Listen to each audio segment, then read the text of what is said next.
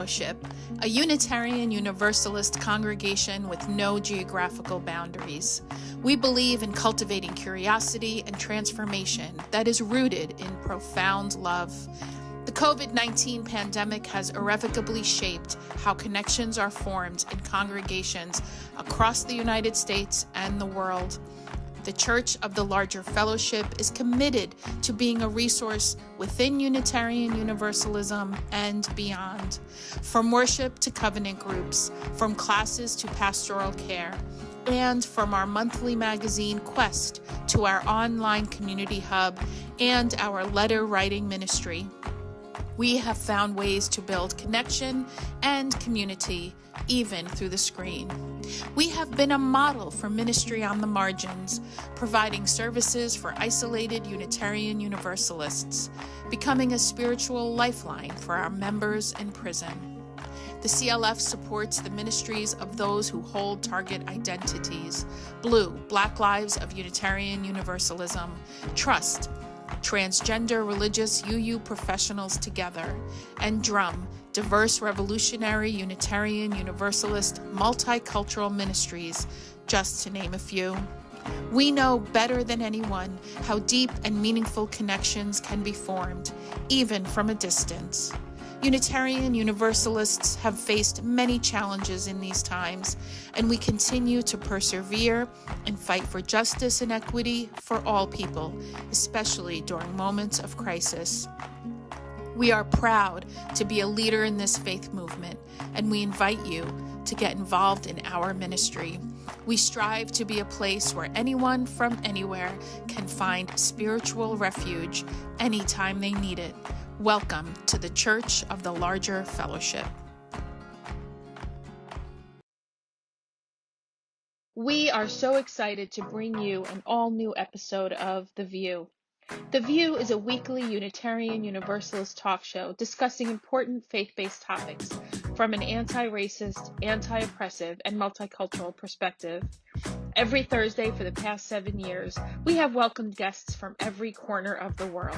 Our guests are writers, scholars, activists, and religious thought leaders who are shaping Unitarian Universalism and society for the 21st century and beyond.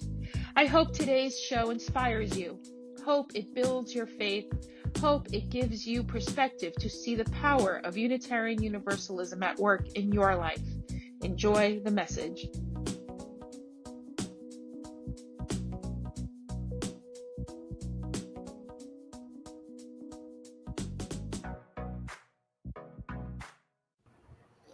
Hello, all. Welcome to Voices of Unitarian Universalism. We apologize for the bit of a delay. Sometimes, as happens in the technical world, we hit some snafus. So thank you for those of you who've waited to join us live. My name is Aisha Hauser. My pronouns are she and her, and I'm joining you from the land of the Coast Salish people, also known as Seattle, Washington. And we have a lot to talk about today. It is a host special, so I'm going to throw it over to Christina. Hi, everyone. This is Christina Rivera, she, her pronouns, coming to you from the Tino lands of my ancestors, Borinquen, also known as Puerto Rico. It is overcast and cloudy and humid and muggy and close. And the only thing I can say is the weather that I'm traveling to this weekend, East Coast, it sounds like the tree sex is really trying to lay low a lot of people, and I'm not looking forward to that. But I'm seeing the nods from my fellow West Coasterners. Michael, Tina, how's it going for you? Oh, Michael, we're not hearing you, or I'm not hearing you. I'm not hearing Michael either. Oh, okay, why don't we go to DC and while Michael gets sorted. Haha. Oh, Michael completely disappeared. Yeah. Oh, dear. Oh, no. Hi, everybody. I'm DC Fortune. I am coming to you from beautiful Northumberland, Pennsylvania, the final home of, what's his name there, Joseph Priestley. but also the ancestral lands of the Susquehannock people. And I am on we are on the banks of the Susquehanna River, and it is a beautiful day. It is sunny. It is not quite 70, but it's nice and it's dry. Although the trees are really having a party out there, and my sinuses are not entirely happy with the situation. But hey, it's a good day, and it's good to be back. I've been off for a couple of weeks. It's nice to see everybody. Michael, go ahead. You're still off. We don't have audio from you, hon. It'll take a second. Oh no. Nope. Time out. No. No. They're gonna work on it behind the scenes, which is totally reasonable thing to do right about now. Aisha, did you say how it was over there in beautiful Seattle, Washington? It's Seattle. Actually, we now share the same weather today, except it's not hot. It's rainy. It's gray. It's been sunny though. But can you hear me? Yay! I did the leave and come back thing because Sometimes that's what you got to do. The first time I was here, my input was still set for the wacky ways that you have to set things for worship on Sunday. Right. And so it thought I was still in worship on Sunday, and I clearly was not. So it was getting its input from a Wirecast virtual microphone, which doesn't exist when I'm not. Never mind. Nobody out there needs to know. Greetings. I'm Michael Tino, the third of the lead ministry team of your Church of the Larger Fellowship, joining you from Peekskill, New York, the land of the Kitchewan and Wappinger peoples. 35 miles north of New York City in the Hudson Valley, where the trees are attempting to reproduce in full force. And it is, however, a beautiful sunny spring day. Here in New York, it is a little chilly. We're not getting up to 70 today, but I was actually working on the porch for a little while this morning for the first time this season, and I'm back in the office for the VUU because. So please go on with whatever conversation you were having while I was attending to technical difficulties. I was just talking about the very same weather that is Seattle. I really want. I am wearing. I try to wear my keffiyeh as often as possible, both in public and when I'm online. So the protests all over the United States on college campuses is growing. Well, what Columbia did, for those of you who do not know, they had a designated area in the Columbia University in New York City campus for peaceful protests. The university president, I'm going to guess under pressure from wherever the fuck, suspended those students and then had the New York City NYPD come in and arrest them. They weren't allowed to come back into their dorms. Their stuff, their tents were thrown into an alley. So in response, because clearly folks in power don't understand how resistance works, now it's all over the country. And in other words, Harvard, Yale, the campuses, yes, all over the country. Benjamin Netanyahu gets on fucking TV yesterday, addresses the United States, and the fucking gaslighting. I am so like, gaslighting is insidious, it's abusive, it's fucking bullying, and saying that all these protests are anti-Semitic, first of all, the things that the people on the campuses are being accused of saying aren't being said. They're not being said. And it is the height of gaslighting that the Israeli government is picking a fight with Iran so we can go into fucking World War III, but then saying, oh no, whatever. And then decimating Gaza and murdering thousands upon thousands of people of all genders, including children, including women, including elderly. And then when people are saying, hey, stop it, then we get accused of anti-Semitism. I'm fucking angry. I'm so proud of every single person who's saying this is bullshit. We're not going to be bullied into shutting our mouths. It's fucking genocide and it has to fucking stop. And so now, again, because people in power are unclear how protests work, it's gonna just get bigger and bigger. I am done So now. I completely agree. Our my sons, as some of you know, are at Brown, and Brown's encampment went up. Let's see, what day are we on here? Thursday. I think their encampment went up Friday. Harvard's went up a couple days ago. Yeah, this is what happens when you don't listen. When you not just listen, but you don't heed what everyone is saying, that the U.S. government's complicity, the United States complicity in this is not null. It is not zero. It is for real. Our complicity in this genocide is real. The bombs that are dropping have our flag on them. They were manufactured and given by us. And that is something that we can stop. It's more than complicity. Yeah. We're funding. We're doing all the things. funding the genocide of the Palestinians. Sorry, I don't mean to cut you off. I'm just like, it's more than complicity. It's true. We're doing this. The other thing I wanted to say is that they're trying to pull in all of the sound bites that they can, right, into this idea that what's happening is anti-Semitic. And Senator Fetterman said that the protests are anti-Semitic, unconscionable, and dangerous, and went on to said, add some tiki torches, and it's Charlottesville for these Jewish students all over again. Wow. Yeah.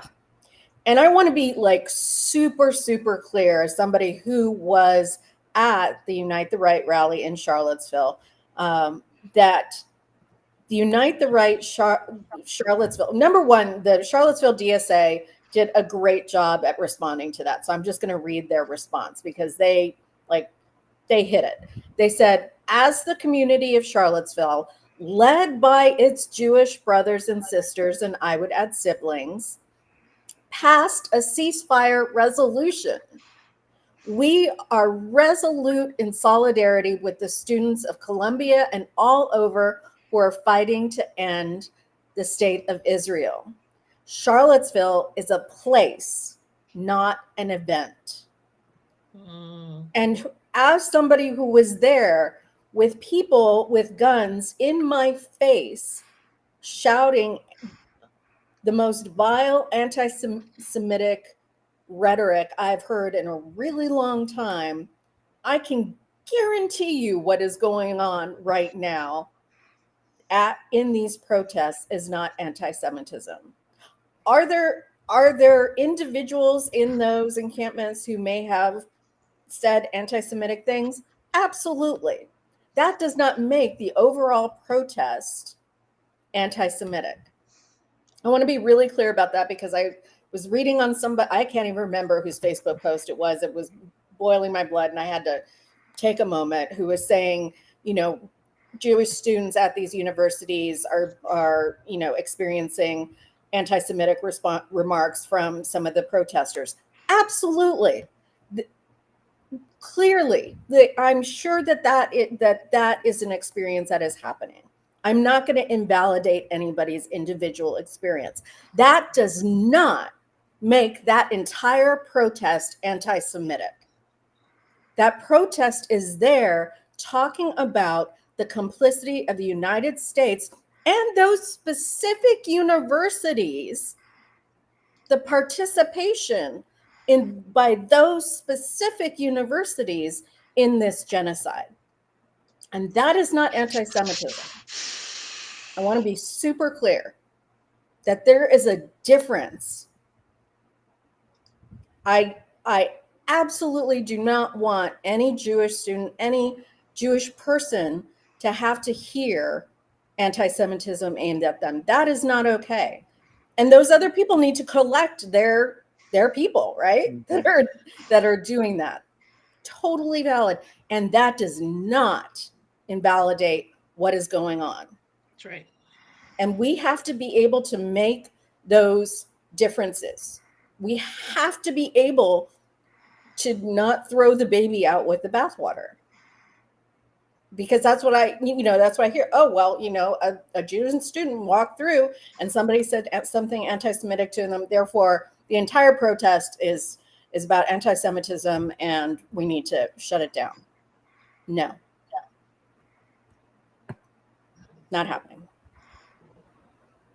Well, and simultaneously, we need to say that whatever was said to that Jewish student was wrong, right? And yeah, I mean, Absolutely. I'm not hearing you say anything different than that. I just want to reiterate it. Yeah, and those students should be collecting their friends, right? That's what accountability in community looks like.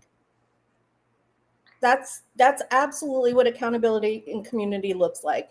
And in community, we also need to say that's what that was. That was individuality within a collective. I mean, yeah, but we are, because we attempt to be rational, nuanced people. Yes, of course. No one wants. Here's the thing. I want Jewish people on the entire globe to be safe, not in just one spot of land in the world, everywhere, right? What I'm reacting to so yes, thank you for that. No one should. Let's collect our people. If you hear something anti-Semitic, shut that person down who's doing it. Yes. What's happening, it's a yes and, right? This notion, because it's happening now, like there's this narrative that the protests themselves, why this all, the match that lit this as far and wide is what happened to the students at Columbia at the hands of the NYPD and this college president. And so, because people aren't buying into the gaslighting, they're like, no, stop the genocide. That's what this is about. But now the attempt of those in power are trying to say the protests themselves are the problem, and trying to like everyone forgot about the fucking genocide, and now the human-made famine that is millions of people. What is it? 1.22. I don't know what the number is, but it's too many. Almost 2 million people in Gaza are at risk of famine. That is because the flotilla that's trying to bring food, the U.S. Navy is stopping them. The U.S. Navy is stopping the flotilla of food in the Mediterranean getting to Gaza. What is it? 25,000 aid trucks are in Gaza and have been there and are in Sinai in Egypt, waiting since October. Not allowed to get in. So this what's happening. We aren't. The four of us aren't. But there is still, I think, an underestimation of how deeply fucking horrific what is happening. And okay, so the line has been, this is about Hamas. There's no Hamas in the West Bank, and the settlers who are there illegally have been given guns. And look up what's happening to Palestinians in the West Bank who are being terrorized every fucking day because no one is stopping the settlers who have guns and are literally kicking people out of their homes. It is genuinely dire and horrific. And yet when we speak up about it, we're the ones who get called anti-Semitic. Are you fucking kidding me? Yeah. And it's worth noting that these tactics of denying food, of denying aid, of denying support, these are tactics as part of a strategy, right? These same tactics get used again and again. Those are the same tactics that were used in Puerto Rico after Hurricane Maria to deny aid coming in, right? It's the U.S. who gets all up in their shit and says, no, you cannot get aid. You have to do it according to how we think it should be done. And because somehow we've become the arbiters of all things in the world, and will block aid going into areas where it is desperately needed. After Hurricane Maria, the U.S. government did not rescind the Jones Act and blocked aid. And when we say aid, we're talking about food, people. And medicine and medicine Mhm. and support to be able to get power back on and reunite families. Like, And meanwhile, there is a U.S. law that says that if a country does not allow people in need to get humanitarian aid, the U.S. is not actually legally allowed to give them foreign assistance, right? And some of the protests are trying to get the U.S. to invoke this law um, against Israel right now because we're giving them billions of dollars in foreign assistance, much of it military assistance, and they are blocking humanitarian aid to people who desperately need it. So meanwhile, you know, the U.S. talks out of both sides of its ass. Yep. Um, um, so, like, I want to back up to anti-Semitism, though. Um, I don't think that we've had this conversation on the View in this way. To me, um, part of the problem here is is conflating the state of Israel with Jewish people, Right. right? And it's the problem, and it's a problem of people on all sides of the political spectrum, on all different kinds of places on uh, their political leanings in terms of the issues at play here. Um, and that, to me, that conflation in and of itself is anti-Semitic, Yes. right? And I don't think it gets called out as that because,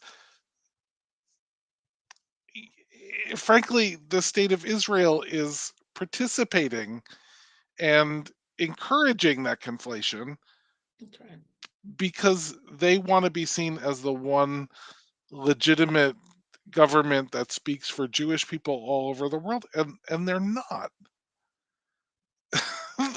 they're simply not. And there are Jewish students camped out on college Many. campuses, uh, trying desperately to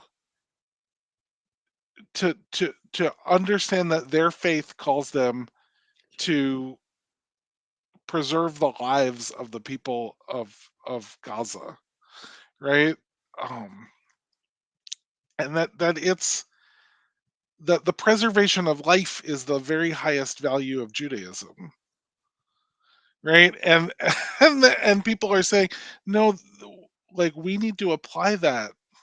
Um, that Jewish people this week are engaged in the celebration of Passover, which asks Jewish people to tell the story of freedom, liberation from slavery in Egypt, um, and asks them to use the compassion gained from remembering that history to Yeah. work for the liberation of all people. Right? Like, it's in there. It's in the Haggadah that people use to guide their seders. Right? So there are Jewish people all around the world this week, especially because it is Pesach, because it is Passover. There are Jewish people all around the world desperately trying to get the government of Israel to uphold the humanity of the Palestinian people, right? So, like, to say that the things that the government of Israel are doing are on behalf of Jewish people is disgusting. Um, and so, when students say anti-Semitic things to Jewish folks who walk by, they're engaging in that conflation too, and it's Yeah. wrong. But let's just be clear that conflation is up on purpose, right? It is on purpose that that Israel wants us to make that conflation. That John Fetterman is making that conflation when he speaks as a senator, right? That And he should so know that better. so that any criticism of Israel can be called anti-Semitic only if you believe that Israel and the Jewish people are the same thing. Right. So I had a conversation yesterday with a dear friend of mine in in New York, in Queens, and she and her wife created a Seder supper for the BDSM community. Um, Laura Antonou and Karen Taylor, and Karen, I was just checking in with them, and Karen said what she's going to be focusing on this week is there's a part in the Seder that talks about Sarah and Hagar and how Sarah treated Hagar the exact same way that the Egyptians were treating the Jews. Okay. And she said, we have to understand that each of us has Pharaoh within us. Each of us has the potential for evil within us.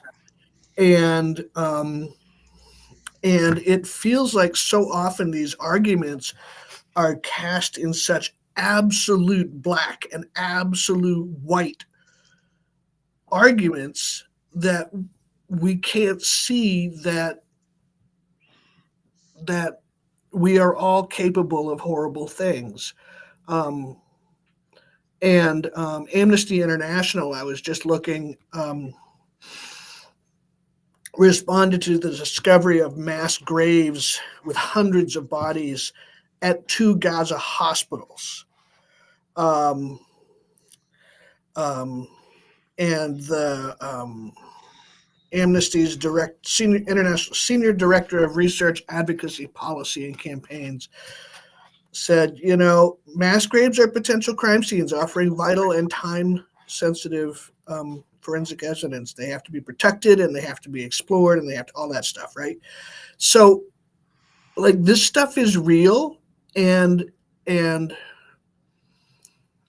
we cannot cast, like, so many folks, just this sort of knee-jerk reaction to any criticism of Israel is anti-Semitism, does not leave room to address the fact that there are mass graves in Gaza, and this is not oh boy, this is about the government. This is about Netanyahu, right? This is not about Jewish people. This is about a neo-fascist government, right, that wants to exterminate the other people. It's a war crime. It's an international war crime to bomb a hospital. It's an international war crime to prevent aid from getting to folks. It's an international war crime to cut off electricity and water and sanitation and food. And the U.S. is complicit in this, not in a way that goes back to the 1940s. Okay, we are, when we talk about systems in churches and systems in families, we talk about stuff like mold in the walls, like you can paint over it, but it's still there, right? The mold is still in the walls. And the US and England carved this piece of real estate out of Palestine without asking Palestine about it, right? Way back when, to create the state of Israel, and for the U.S. to acknowledge that the state of Israel is behaving badly is going to require us to admit that probably wasn't the right thing to do, and we had no business doing that. And we, United States, seem to have this absolute incapacity to acknowledge when we fucked up. You think? Huh? I said, you think? We haven't been able to give reparations to descendants of enslaved Africans or the indigenous people or to Puerto Rico. Right? I mean, that is not, it is like, Mm-hmm. I'm not going to go down that rabbit hole. Right? Yeah, but like this makes me so mad. It feels like, and maybe I'm wrong, maybe I'm out of left field or something, but it feels very much like that sort of toxic masculinity that won't allow a man to admit that they were wrong, to admit that they made a mistake, to say I'm sorry, because there's this notion that if you do that, you lose some sort of masculinity credit or something, right? You get a corner taken off your man card or something. I don't know, but oh, patriarchy, I'm mad. Somebody say something. So I just want to take this, let us breathe for a second and take this moment to let VUU viewers know that Lucretia Williams, our broadcast producer, is having technical difficulties now. And we've got the stream going, so we're going to talk until we're done. But if something happens with Lucretia trying to get back in, just know we love you, and and we're really glad for this conversation.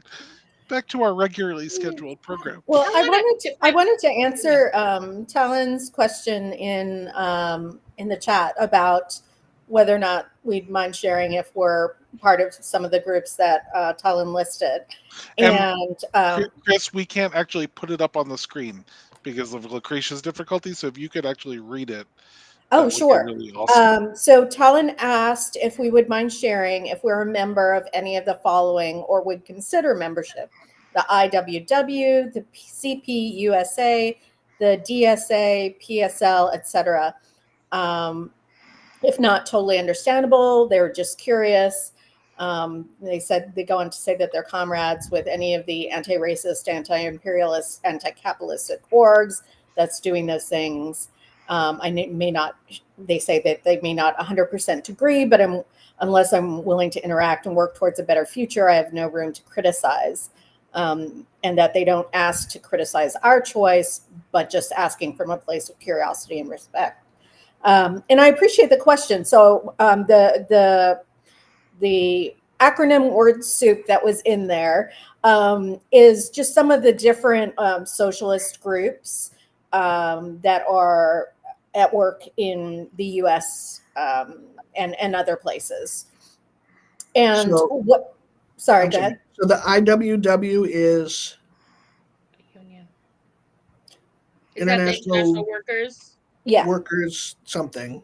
Yeah. CPUSA is what? Communist Party USA? Yep. And the DSA is the Democratic Socialist Association, and PSL is So I mean, they're all basically socialist, anti-capitalist groups. And so what I wanted to say about that is, I do the majority of my organizing work in Charlottesville as well as nationally. But if I had to pick a place as to where I do that, is Charlottesville. And so I don't necessarily need to be a part of like a card carrying member, as I used to say, of any of those groups in order to organize with those groups. And so that's what I wanted to say, because people, may take like, well, are you a member? What do you know about these groups? And I do, because I organize with them. Some of them, yes, I am an actual member of, and some of them I'm not. And some of them, it doesn't matter, because we have over time developed a relationship in which they know that a Unitarian Universalist lay leader or faith leader or minister is someone that they can nominally trust to have a reflection that of values that would intersect with their own in organizing. And so that's what I wanted to put out there is you don't necessarily need to be part of these groups, but you need to be in touch with these groups. And when I'm saying in touch, like we have socials, like we hang out at a coffee shop, and just we have a thread on Signal where we're like, hey, we're going to hang out on this time and place and just to chat and catch up on each other's lives because we care about each other's lives, right? And that's where the organizing comes from, because we've taken the time to understand the needs of our, not just our community, but our sibling organizers, so that when the shit gets real, like it is right now, I know that when they put something out, I'm going to be able to support it because I know what that their underlying values, the values in which they're acting on, are in sync with Unitarian Universalist values. And they can ask me to share something, or I can ask them to share something, and they know and trust that I'm not, if I'm organizing a protest, or that, we're going to have an action, that I'm not working with the police in order to have those things done the way other organizers might, right? It doesn't mean that we don't still invite those other organizers. It just means that they know, because of how I operate, from a baseline of what to expect. And so it's really important to folks out there that you're not insulated to just Unitarian Universalism, that you are actually in community with other organizers, with other communities, leaders in your community, because we can't be it all. No, we can't. And one of the important things about getting on even the email list for these groups, even if you don't want to join them, is knowing the ways we can be in solidarity. So I want to read one of the this is where why union busting by capitalists has happened for so long, is because but this happened in New York City. Bus drivers, the Jewish Voices for Peace in New York City tweeted this out or put this on their Instagram. Bus drivers refused to transport protesters from last night's Seder in the streets to the precinct, forcing cops to drive the buses. Power and solidarity to the union bus drivers who refused to collaborate with the NYPD, which commandeers MTA buses for mass arrests. So in this moment in time, the more we can be connected to and informed about the groups that are organizing, because if we weren't powerful as we organize together, our fucking government wouldn't be banning TikTok, would not be banning an egalitarian organizing tool. So that is not an accident. That is happening on purpose to help to crush what we're doing. And so this moment, get on if you're following folks on TikTok, I've been my favorite creators, I've been finding them in other places. But that happened. They put it next to a bill that's funding genocide. We're sending money to, I don't know how many, $100 billion, something. And we don't have healthcare. Let's all remember that we don't have universal healthcare here, as we're bombing children and hospitals and eradicating an entire trying to.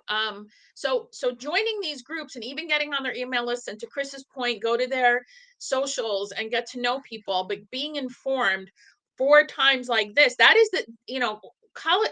I remember when I was in college and protesting tuition hikes, and this was the early 90s. So we were paying $1,300 a semester, which I went to a state school, obviously. You don't even want to know what the tuition is at Rutgers right now. I don't even want to know what it is at Rutgers right now, because it was 13, and I think maybe it was going up to 1,600. I remember, and the thing that college students, they are more informed, not more, but they take, because they're studying, right?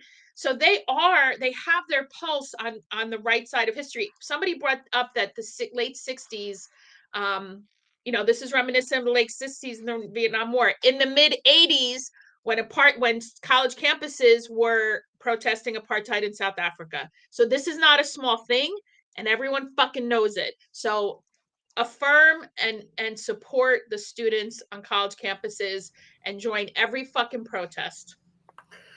Yeah, and apartheid didn't fall because people asked nicely.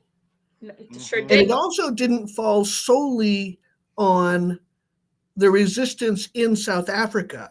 It fell largely in part because it started to cost too much. That's right. That's exactly right. Because people in power don't actually care a lot of times about morals or what is right. They care about their own wealth and their own power. And when it becomes too expensive, that's when they change their mind, right? All these corporations in the US that are suddenly LGBTQ, LMNOP friendly, right?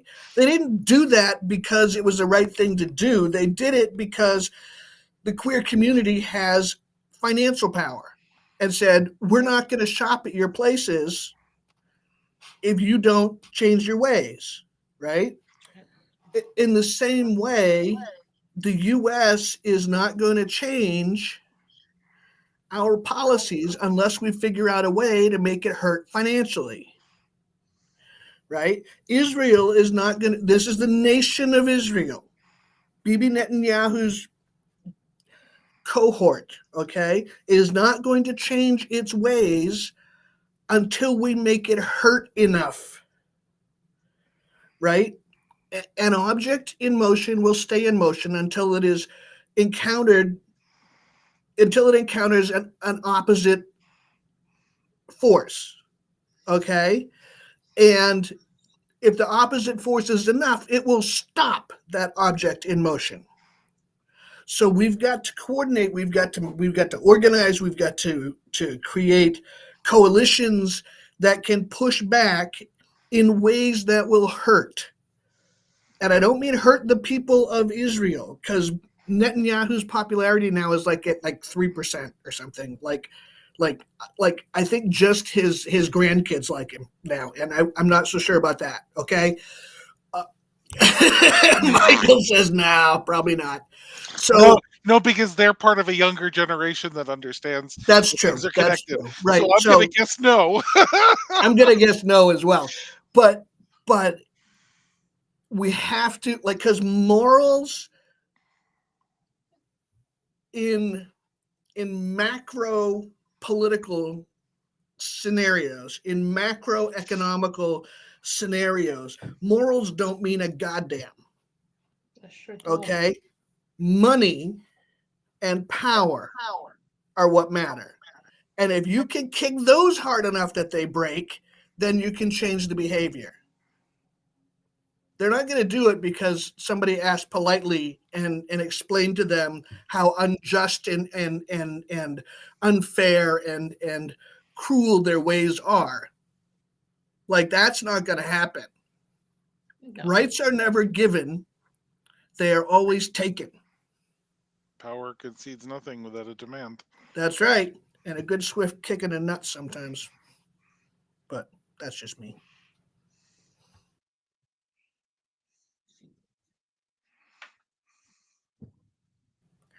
Somebody else say something, or I'll go on and get myself in trouble. So I want to get us to a lighthearted place, because that's apparently please what I do when things get really hard. Talon Heath Saunders in the chat says, "Do you all ever miss?" Thanks for your amazing answer about that question that Chris. And I want to say that one of the reasons why we're a team is so that the person who has the amazing answer can give it. That is one of the reasons why we are a team, because I couldn't have answered that question as well as Chris did. And so that's why Chris is on my team because let's go to the person who has the amazing answer. We're pretty good at figuring out who the person with the amazing answer is. That's our gift. Amen. I was just talking to some, I think it was when we were at the senior ministers of large UU congregations retreat. And I was just like, I don't know how y'all do it. Like as senior ministers, as solo senior ministers, I don't get it. I could not possibly do what Aisha does or do what Michael does. And, in the context of the VUU, the lens that DC brings in. And I just, it makes me wonder. Well, it doesn't make me wonder how we got there. I know how we got there, but, but, I'm just so grateful and blessed to not have to do that and to be able to know that would not be the way for me to do anything. So, And Susanna Cerna in YouTube says, I cannot see any of the chat entries. We're live in both Facebook and YouTube right now, and so a lot of the chat is happening. People tend to be chit-chattier in Facebook, and we can actually see what people are chatting in both of those things. And if Lucretia's tech was working, she would be able to put those things up on the screen for everyone to see, but it's not, and we apologize. So that's why we're reading it out loud rather than just have Lucretia put it up on the screen. Thank you, Talon. Talon's going to pop over and say hello. I love collaboration in this way. Those of you watching helps us. So for those of you, I'm going to make a pitch to subscribe to our weekly e-newsletter. So for those of you who are on TikTok, and if you're not on TikTok, there's been a trend the last couple of weeks. Somebody went around asking different women, if you're in the forest, would you rather encounter a man or a bear? Only one woman said a man. Every single woman said bear. So that's one thing. Because you know what to do to scare a bear away. Michael, the reaction of men who are so indignant. And this woman, so then now this has been going back. So I write about this and I make connections to oppression or whatever. It was that, if I do say so myself, it was because I was very motivated to write it. This woman said, we don't want to be attacked by a bear or a man, but if I'm attacked by a bear, I'll be believed and no one's going to ask me what I was wearing. So again, TikTok. So what's also been happening on TikTok that's fascinating is how the discourse around what patriarchy and women and the expectations of marriage and monogamy and so on and so forth, and how there's literally women who've left. I mean, I left my marriage way before I was on TikTok, but who left their marriages saying this isn't for me anymore. FYI. This isn't, and because of the kind of connecting the dots of what wasn't working and what societal expectation. I certainly grew up, even though I'm Egyptian culturally, I grew up in the United States. The expectation for me was very much, you will get married, you will have children, you will raise those children a certain way. There was a script that I was supposed to follow. Clearly I didn't follow it, but for women who did follow that script and are still deeply unhappy, and I am being heteronormative right now, so forgive me. I guess I'm talking to the meta of, again, kind of how, you know what I said, maybe I'll make a TikTok about this. TikTok has become a third place for some people. So there's this kind of social discourse around work is one place, home is another place. And then there's, in years past, there used to be places people can go for free and hang out and not necessarily have to be spending money. So those third places, especially in the United States, are less and less. But TikTok has become a third place where people can dialogue. And I follow I follow these creators that people are telling stories about their lives, sharing recipes. Some people have started businesses. I don't know why I'm going down this TikTok rabbit hole, because it was just voted to get banned. That's why, and I'm pretty pissed about it. So anyway, Yeah. So the man or bear right? question was super fascinating. Yeah, I think the urge to ban TikTok is probably sort of um,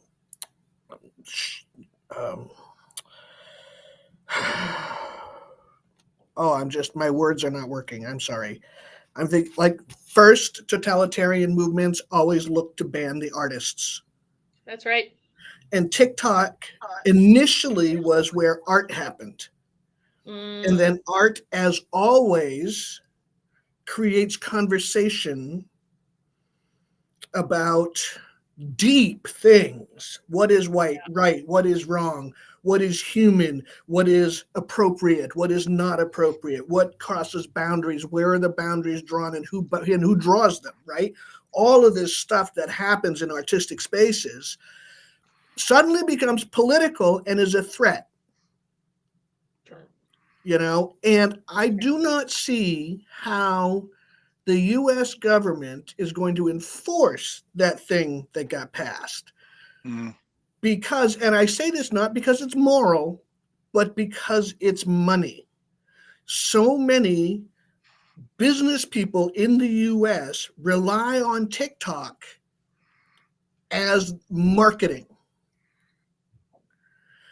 And they have the power to get in touch with their Congress critters and say, this is going to fuck the economy, and my economy in particular, in your district, and it's going to go badly for you. So you need to not do this, because it's like once somebody has a right, it's hell taking it away. Like we may have noticed, right? After the Dobbs decision. Like some folks thought it was just going to happen and everything will be quiet. Oh, hell no. Hell no. So people have this venue through which they can engage in free speech and organizing and incredible thought and philosophy and all kinds of cool stuff. And to take that away is going to end badly. Other stuff will pop up. 170 million people are on TikTok. 170 million people in the United States alone are on TikTok. It is not a small number. It's astonishing this is happening. Yeah. So anyway, grumble. And to be clear, Fetterman, can we talk about Fetterman? Is my senator. Now, he ran against Mastriano, who was a certified Fruit Loop. I mean, this guy is just a wackadoo, proud fascist. Okay. Well, and he ran as a progressive, and then everything. What, Fetterman? Shit. Yes. Yeah. Didn't he run against Dr. Oz the first time? Can't Pennsylvania come up with anybody less absurd? He beat Dr. Oz in the general election. Right, but then Dr. Oz ran. No, Mastriani lost the governor's race. Brain cramp. It's all words. Yeah, he beat Dr. Oz. It's like Pennsylvania is right. That's right, because we had to import Dr. Oz from New Jersey. From New Jersey. Right. And you're importing someone else to run for the Senate this year from New Jersey. Yeah. Busy. It is 1:02 p.m., friends. Do we want to wrap up this? We could. This is kind of entertaining because Lucretia can't actually step in and tell us we're will you guys behave? Like she's not been able to do that. Well, I disappeared for a second so that I could log in as the Church of the Larger Fellowship. You notice that I'm now Church of the Larger Fellowship instead of Michael Tino, so I can actually end the show whenever we're ready. I'd be like, what is time really, and what is an hour? Who What the is hell knows, right? that construct is given to us by white supremacy culture. So, though I think some of us have a meeting in 15 minutes. I appreciate y'all. I appreciate the Church of the Largest Fellowship and the VUU, because there is some real trepidation even in our community to be as loud as we are and clear. Yeah, We and we are get not in pushback. the middle of this. Just so to be totally transparent, we get pushback. We'll probably get more about this show. We get pushback all the time. So For I was sure. told in seminary Yeah, that as a but- minister, if you don't have 10% of your people mad at you on any given day, you're not doing your job. And I think we might be, overachievers in some regards. I really don't honestly think we have 10% of our people mad at us. But part of our responsibility, right, is to the generations that are unborn Right. and have That's not right. arrived yet. And I don't want them to ask, what the fuck were you doing while a whole ass genocide was happening right in front of you that your government was responsible for. Mm-hmm. Yep. That's right. That's right. And we love you. Yeah. We love you, Kathy Segel, for treasuring our Yes, volume. Kathy. And I think I'm gonna play the outro video unless you all have other things to say. Thank you all. I'm so glad to be back. Have a great week, everybody.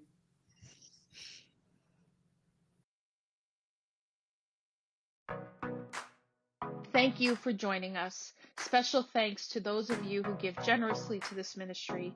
It is because of you that this ministry is possible. You can click the link in the description to give now, or visit clfuu.org/give for more information. We hope you will join us next week for another episode of The VUU.